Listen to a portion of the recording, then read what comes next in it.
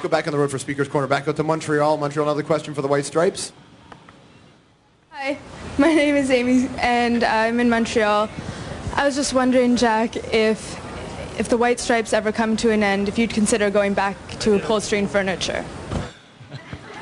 A reference to perhaps one of Jack's earlier jobs. When your band's called the Upholsterers as well? Yeah, it was sort of a project. I apprenticed for this man named Brian Muldoon, and he played drums and I played guitar. And after we were done work for the day, we'd set up the equipment and play in the upholstery shop. And we did that 45 as an art project called the Upholsterers. There are a couple of old covers and a song we wrote together. And yeah, I don't know if I'd go back to it. It's a very difficult job. I think it's one of the most difficult trades, you know. If you want to talk about it, I can go into depth about scroll gimp and, button tufting and gooseneck webbing stretchers. But think about the valuable lessons you learned, right? The value of the color red and the value of the number 3.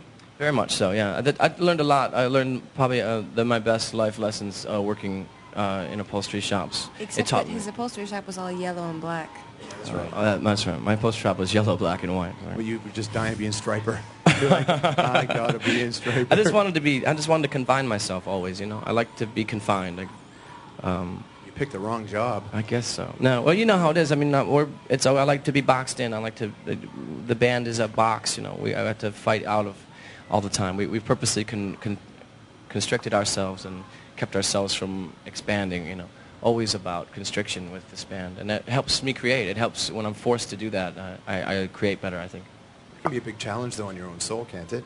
To be put in that spot?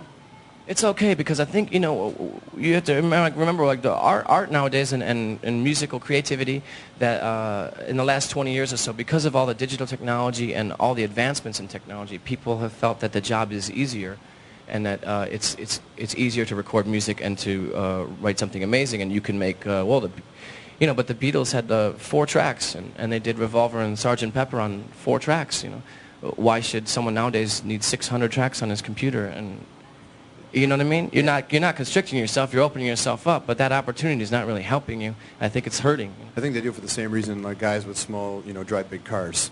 Perhaps for the same reason they're overcompensating for inability. Did you have a job, a part-time job that you look to when you're younger and say that's where you learned valuable lessons? I worked about every single job you possibly can in the restaurant industry. Basically, that was my early days. And you learned what not to do, right? Yeah, kind of, yeah. There you go. It's Meg. I learned how to drink Jack. very effectively. You learned how to drink effectively? Yeah. That's really a short-term thing, though. Eventually that'll catch up. Cool.